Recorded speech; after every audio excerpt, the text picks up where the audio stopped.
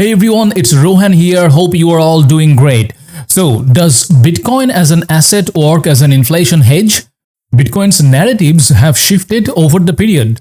Sometime it was called virtual money, sometime it was called digital gold, inflation hedge, uncorrelated asset, store of value, and now it is being simplified as 1 BTC equal to 1 BTC. And that means that instead of focusing on the coin's price, we should just keep in mind that it's fixed supply, which could theoretically act as a stabilizing factor for prices in the long term. In this video, I will look into these inflation hedge characteristics of Bitcoin. And if we have not met before, very welcome to my channel. Here you will find me every day with my analysis on cryptocurrency market and global macroeconomic issues. So do me a favor, hit the subscribe button.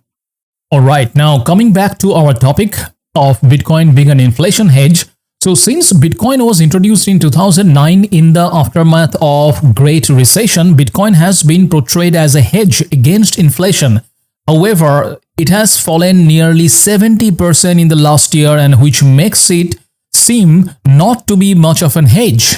But before coming to a conclusion, if we take a more expansive and in-depth look at Bitcoin's potential as an inflation hedge, we will be able to get a better idea of what is possible. First, let's look at the basic principle behind Bitcoin. So the absolute total supply of Bitcoin is only 21 million. The code of the currency has been programmed to ensure that there will never be more than 21 million Bitcoins in circulation. Moreover, those 21 million Bitcoins will be released at a defined rate on a defined schedule, with decreasing number of Bitcoins entering circulation every 4 years. And it is because of this set schedule that Bitcoin advocates believe that there is a simple characteristics present in Bitcoin that is not present in the US dollar, which is supply and demand. And precisely because of this 21 million coin maximum limit, some held Bitcoin in its early days as a potential inflation hedge. However, as stock and Bitcoin have been shown to be inextricably linked, that belief has lost its strength. Now, during the last decade or so, the Federal Reserve in the USA initiated an experiment known as quantitative easing, which has aimed at boosting the economy in a way not seen before. As a result of this strategy, the central bank was able to purchase securities such as bonds and inject more money into the economy. Now, mainly it was after the Great Recession that the central bank began to expand the balance sheet with quantitative easing. However, when the COVID-19 pandemic hit in 2020, the central bank began to purchase more securities, which resulted in a remarkably fast expansion of the balance sheet. In an interview, Fed Chairman Powell declared that the inflation of the balance sheet since the COVID-19 pandemic was substantially larger than what occurred after the Great Recession. This has caused a 300% increase in Fed's balance sheet since 2008, with most of the growth taking place during the past 3 years. And those actions created huge inflation in the entire economy. Now, coming to Bitcoin, there is no doubt that Bitcoin has performed as it was designed to, even with the recent slump in price, despite the fact that markets around the globe have been spooked by these inflation, which was caused by huge monetary supply increase by Federal Reserve. So in the recent past, with this huge inflationary period, Bitcoin definitely has not worked as an inflation hedge, because more recent investors into Bitcoin, probably those investors are sitting on a loss of 60% or more, because that's how much Bitcoin was down in 2022. But those who have invested in Bitcoin over the last 3 to 10 years, they are probably sitting on huge gains. Alright, with that background, let's look at some actual empirical research done by researchers on this particular topic, that whether Bitcoin work as an inflation hedge. So the first report that I'm looking at, that was published in May 2022, Bitcoin an inflation hedge but not a safe haven. So this is their final outcome and the name of the report as well. So what they are saying, the main conclusion of this report, that is abstract, I'm just reading it from here, that Bitcoin appreciates. So this is kind of their finding, the final conclusion from this research, which is Bitcoin appreciates against inflation or inflation expectation shocks, confirming its inflation hedging property claimed by investors. However, unlike gold, Bitcoin prices decline in response to financial uncertainty shocks, rejecting the safe haven quality. Interestingly, Bitcoin prices do not decrease after policy uncertainty shocks, partly consistent with the notion of Bitcoin's independence from government authorities. So basically, they found that there is indeed truth to the fact that Bitcoin works as an inflation hedge, but that is not as solid an inflation hedge like a gold. And that's why they are calling it. This works as an inflation hedge, but not exactly a safe haven. And the next research I'm looking at this one, can Bitcoin be an inflation hedge? Evidence from a quantile on quantile model. It was published in 2021. And reading from the abstract, and the most important part, the findings of the report, which is we find that while bullish UK, Euro and Japanese Bitcoin markets facilitate hedging against inflation by offering higher returns, the USD Bitcoin market performs worse with inflation.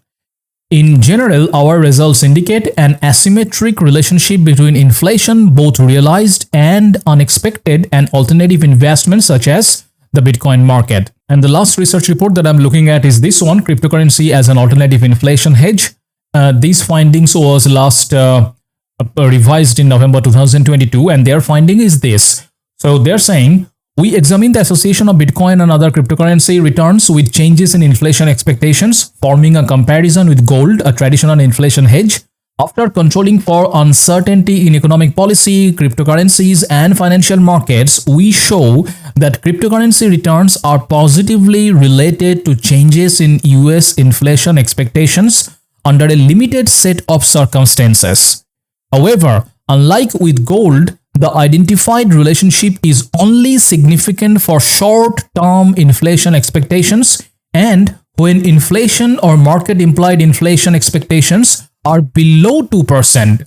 Moreover, cryptocurrency returns tend to be lower on days with monthly CPI announcements and respond negatively to CPI surprises. Now, looking at this chart of BTC price year-over-year changes versus CPI data, that is consumer price index data, and looking at this chart, Bitcoin should be given some credit for anticipating the high consumer price index reading during the past 18 months. Because of Bitcoin's fixed supply, if it is indeed an inflation hedge, then it should anticipate the high inflation of the last 18 months. And looking at the chart here, it's indeed the case here where we can see that BTC front ran or anticipated the high CPI over the last 18 months. So here Bitcoin probably is actually serving as an inflation hedge when we look at it from a zoomed out, a much wider perspective. So overall, in my opinion, in the short term, Bitcoin has not proven to be an effective hedge against inflation, but when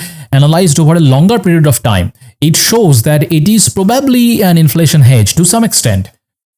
So it is evident that Bitcoin has the capacity to exceed inflation when we look back from 2009, when quantitative easing first began and the cryptocurrency was worth just a few pennies. And this is even more apparent now, as before the Federal Reserve started its most recent round of quantitative easing in the spring of 2020. Bitcoin's value was around $9,000. Today it is roughly $16,500.